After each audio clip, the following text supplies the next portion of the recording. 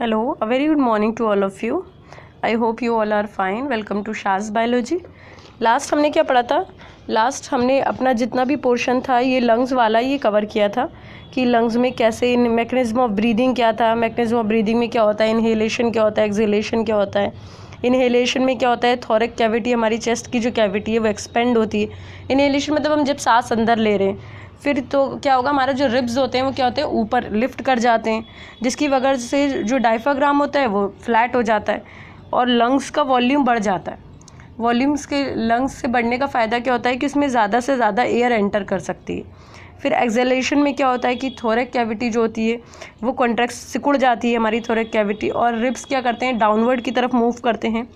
Diaphragm dome shape का हो जाता है और डायफ्राम डोम शेप का हो जाता है और वॉल्यूम जो होता है लंग्स का वो घट जाता है, क्योंकि अब घटाते क्यों हैं, ताकि ज़्यादा से ज़्यादा एयर को क्या करा जा सके, लंग्स से बाहर निकाला जा सके, है ना। देखिए डायग्राम है। एक्सहेलेशन में क्या हो रहा है, रिब्स मूव इन, रिब्स अंदर की तरफ मूव कर रहे हैं और डायफ्राम्स ऊपर की तरफ मूव कर रहे है ना एक्सहेलेशन में, और एयर क्या कर रही है, बाहर निकल रही है। और इनहेलेशन में क्या हो रहा है, इनहेलेशन में एयर मूव्स कर रही है अंदर और रिब्स जो है वो मूव्स कर रहे हैं क्या, बाहर की तरफ, और डायफ्राम को भी नीचे भेजा जा रहा है। क्यों?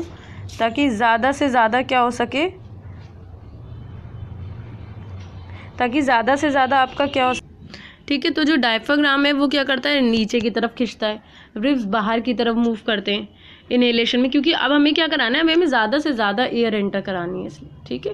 तो आई होप आपको ये इनहेलेशन और एक्सहेलेशन समझ में आया होगा, और ये मैकेनिज्म ऑफ ब्रीदिंग में जो इनहेलेशन और एक्सहेलेशन का चार्ट है, प्लीज़ इसे अपनी कॉपी में नोट कर लीजिएगा, बहुत इंपॉर्टेंट है। कभी कभी डिफरेंस पूछ लेता है इनहेलेशन एंड एक्सहेलेशन में, तो ये तो हमने प्रीवियस अपना रिकॉल करा। चलिए तो आज हम नया टॉपिक पढ़ते हैं। जो आज हमारा नया टॉपिक है वो है डिफ्यूज़न।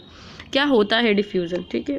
क्योंकि मैं क्यों डिफ्यूज़न पढ़ा रही हूँ, क्योंकि अभी बहुत सारी जगह आपको ये वर्ड सुनने को मिलेगा, रूट में इस तरह से ट्रांसपोर्ट होता है तो ये डिफ्यूज़न के थ्रू होता है। बहुत सारी ऐसी चीज़ें आपको डिफ्यूज़न से रिलेटेड सुनने को मिलेंगी, तो एटलीस्ट हमारा पहले से ही कंसेप्ट क्लियर रहेगा तो हमें समझ में तो आएगा हाँ ये डिफ्यूज़न बोला जा रहा है तो क्या चीज़ है। चलिए, डिफ्यूज़न कुछ नहीं है, एक मूवमेंट है, मॉलिक्यूल्स मूव कर जाते हैं हाई कंसंट्रेशन एरिया से, कहाँ, लो कंसंट्रेशन एरिया से में, ठीक है। और विदाउट स्पेंडिंग एनी एनर्जी, कोई भी बिना कोई एनर्जी के वो क्या करते हैं। देखिए, जहाँ कहीं भी आपने मान लीजिए किसी जार के अंदर आपने इंक डाली, पानी था उसमें आपने इंक डाली, अब क्या होगा, आप देखेंगे थोड़ी देर में धीरे धीरे धीरे धीरे पूरा वाटर, अगर आपने ब्लू कलर की इंक डाली तो पूरा वाटर ब्लू हो जाता है। तो वो क्या करता है, जो वाटर में जो कंसंट्रेशन होता है ना, हायर कंसंट्रेशन से पानी में वो लोअर कंसंट्रेशन की तरफ बढ़ते चले जाते हैं मॉलिक्यूल्स, और इसी वजह से एक टाइम आता है कि पूरा का पूरा मतलब कंसंट्रेशन जो होता है वाटर का, वो पूरा का पूरा कैसा हो जाता है, ब्लू हो जाता है। इंक डाला हुआ पानी में पूरा ब्लू दिखने लगता है, मगर शुरुआत में धीरे धीरे इंक घुल रही होती है, तो वो मॉलिक्यूल्स मूव कर रहे होते हैं, है ना, अपने आप को सेटल कर रहे होते हैं। देखिए इस डायग्राम में भी दिया हुआ है, हाई कंसंट्रेशन से मूव कर रहे हैं धीरे धीरे किधर, लो कंसंट्रेशन की तरफ। तो डिफ्यूजन क्या है, मूवमेंट है, movement of molecule from high concentration area to the low concentration area without spending an energy, कोई एनर्जी को बिना खर्च करे, ठीक है। जैसे मान लीजिए गमला है, आपने गमले के अंदर पानी डाला और प्लांट्स की रूट है, तो प्लांट की रूट वाटर को कैसे अब्जॉर्ब करती है, डिफ्यूजन के थ्रू। प्लांट की रूट्स में पानी की कमी है, बाहर पानी ज़्यादा है, तो वाटर का कंसंट्रेशन किधर जाएगा, जाहिर सी बात है रूट के अंदर जाएगा, क्योंकि वहाँ पर लो कंसंट्रेशन है ना।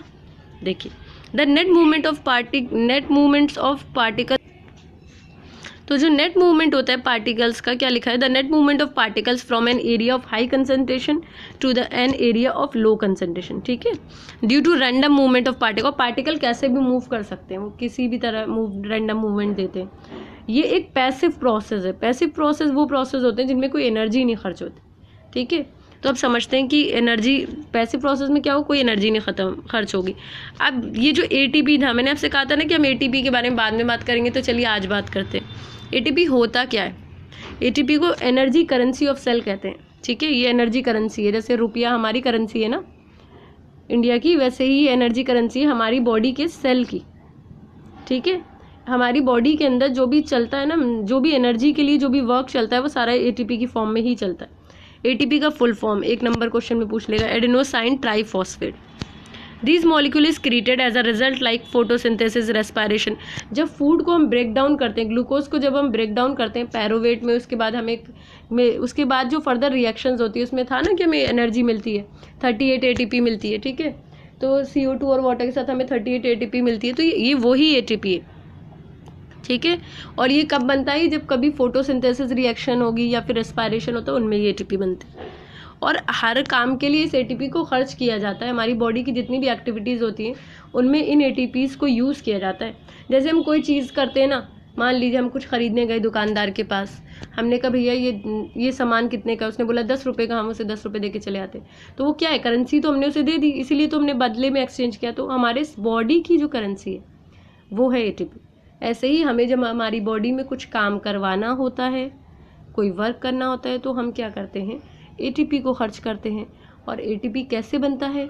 जब हम फूड का ब्रेक डाउन करते हैं, ठीक है। चलिए, The 3 phosphate bond present in the molecule are high energy bond and when they are broken a large amount of energy is released। ये जो ATP होता है इसमें लिखा है ना एडिनोसाइन ट्राईफॉस्फेट। तो ट्राईफॉस्फेट मतलब इसके अंदर 3 फॉस्फेट बॉन्ड होते हैं जिनमें बहुत हाई एनर्जी होती है। जब वो टूटते हैं तो बहुत ज़्यादा अमाउंट में एनर्जी निकलती है, ठीक है। Such released energy is then use for other, मैंने बताया ना, बाकी मेटाबॉलिक एक्टिविटीज़ के लिए, ग्रोथ के लिए, रिपेयर के लिए, किसी भी चीज़ के लिए उसको यूटिलाइजेशन उसका होता है ना। तो आई होप आपको इतना समझ में आया होगा। इस ATP के बारे में लिख लीजिएगा कॉपी में, कोई भी इससे रिलेटेड क्वेश्चन आ सकता है। रेस्पायरेशन इन प्लांट्स, चलिए तो आज हम पढ़ते हैं respiration in plants. Unlike animals and humans, plants do not have any specialized।